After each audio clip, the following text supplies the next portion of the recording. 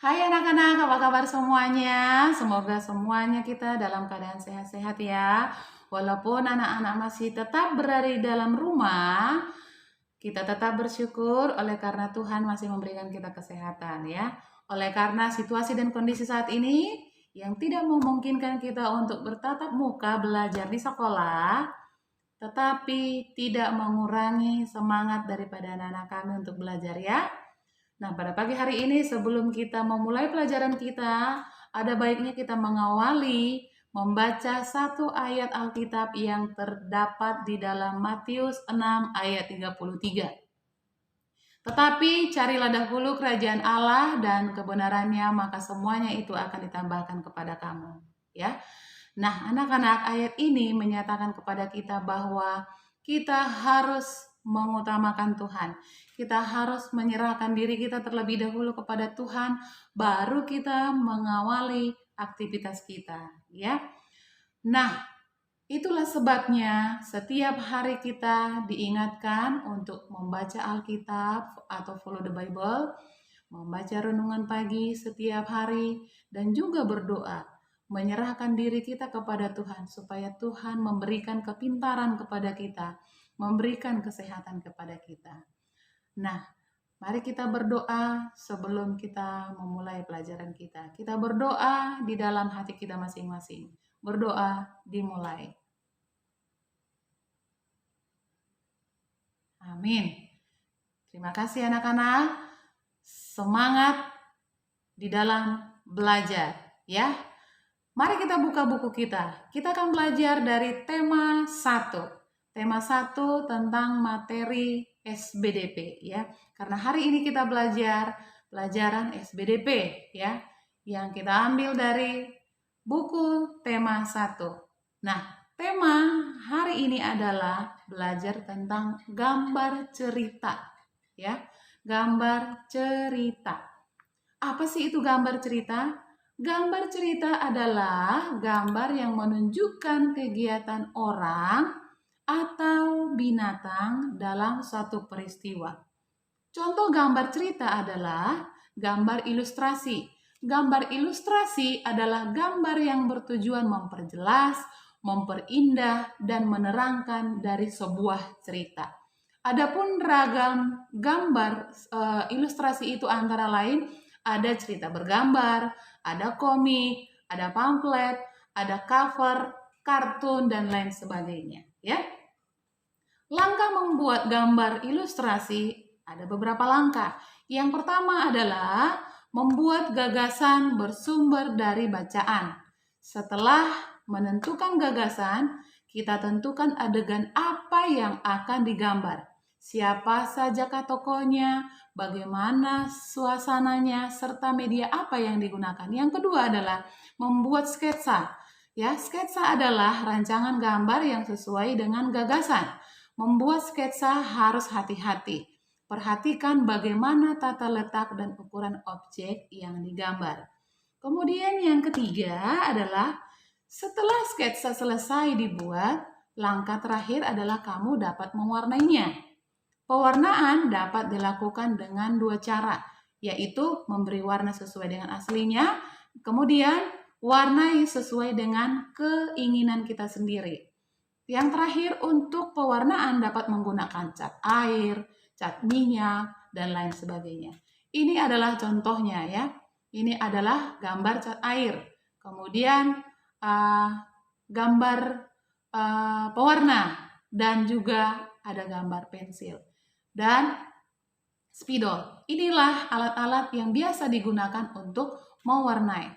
Media gambar yang bisa kamu gunakan untuk menggambar adalah yang pertama adalah media alas gambar. Jadi harus ada alasnya. Media alas gambar adalah merupakan media atau tempat menuangkan gambar kita. Anak-anak dapat digunakan kanvas, kertas, kaca, dan juga komputer. Ya. Media ini juga berpengaruh pada pemilihan media pewarna yang digunakan. Ya. Selain itu juga berpengaruh pada awet dan tidaknya hasil gambar pada saat kita simpan. Kemudian yang kedua, media pewarna. Ya, media pewarna itu tentunya kita semuanya sudah tahu. Ada banyak sekali ya. Ada pensil warna, Jenis pensil ini banyak mengandung lilin ya. Pilihan warnanya pun banyak sekali. Kemudian media pewarna yang lain ada cat air ya. Cat air adalah pewarna yang terlebih dahulu dicampur dengan air sebelum digunakan ya. Ada dua macam cat air, yaitu transparan dan tidak transparan. Oke, kita lanjutkan. Media alas gambar ya. Media alas gambar contohnya tadi apa? Ya. Ini adalah gambar-gambarnya biar kita paham ya. Tadi kita sudah sebutkan contohnya apa. Ini adalah gambarnya. Oke. Kemudian selanjutnya media. Nah, oke, tujuan gambar ilustrasi tujuannya adalah menjelaskan suatu peristiwa ya. Menjelaskan suatu peristiwa. Gambar ilustrasi dapat ditemukan di buku, majalah, tabloid dan lain-lain sebagainya ya. Tahap menggambar ilustrasi ya. Yang pertama menentukan tema. Jadi yang pertama sekali kita harus menentukan temanya dulu anak-anak. Kemudian baru kita menentukan jenis gambar ilustrasi. Yang berikutnya kita tentukan tema dan kesatuan pada objek gambar. Kemudian menggambar sketsa secara global. Setelah kita menggambar sketsanya, kita memberikan arsiran atau warna pada objek yang kita gambar sesuai dengan karakter cerita yang kita buat ya. Kemudian jenis gambar ilustrasi. Jenis gambar ilustrasi yang pertama adalah itu ada gambar realis. Yang kedua gambar karikatur. Yang ketiga gambar kartun. Dan yang keempat adalah gambar dekoratif. Kita akan mempelajari satu persatu. Apa itu gambar realis? Ya. Gambar realis itu seperti apa sih? Perhatikan ya anak-anak. Nah, gambar realis itu adalah gambar yang dibuat seperti aslinya, realis ya. Baik bentuknya, ukurannya maupun tata letaknya. Ciri-ciri gambar yang realis itu adalah menggambar objek sesuai aslinya. Terlihat menyatukan objek yang satu dengan yang lainnya. Tidak ada penambahan objek lukisan, ya, harus asli. Kemudian jadi itulah gambar yang realis ya. Namanya juga realis, realita ya, asli. Kemudian yang kedua adalah gambar karikatur. Gambar karikatur itu adalah gambar ilustrasi humor yang melebih-lebihkan ya, berlebihan adanya. Kemudian yang ketiga itu gambar kartun. Nah, gambar kartun ini adalah gambar yang memiliki fungsi hiburan karena mengandung humor ya. Ada sebuah humor di sana. Kemudian yang keempat itu adalah gambar dekoratif. Gambar dekoratif ini adalah gambar yang bercorak dekor. Jadi ada dekor-dekornya gitu ya. Biasanya sebagai penghias bidang datar ya.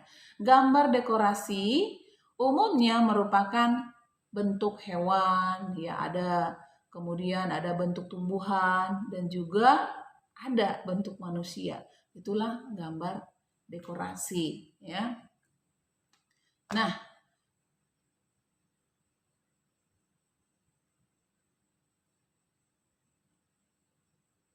gambar realis. Nah, inilah seperti contohnya gambar realis ya. Ini gambar realis ini adalah salah satu contohnya. Kemudian kalau gambar karikatur itu seperti ini. Kemudian gambar kartun.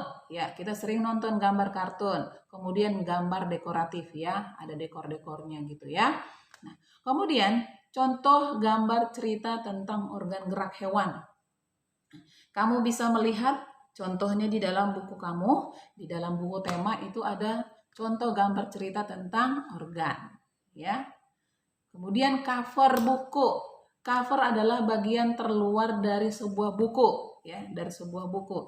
Kamu bisa lihat cover buku, ya, atau sampul buku, ya. Tujuannya itu adalah untuk melindungi buku dan juga menarik minat baca. Ya, biasanya kalau cover buku itu dibuat yang menarik mungkin, ya, supaya orang yang mau membaca itu adalah ada minat, ya.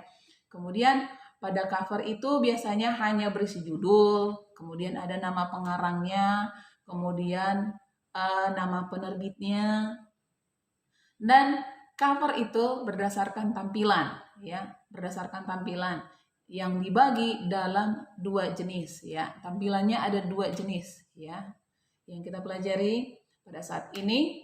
Tampilannya itu adalah biasanya cover itu adalah latar belakang warna putih atau hitam, ya. Itu untuk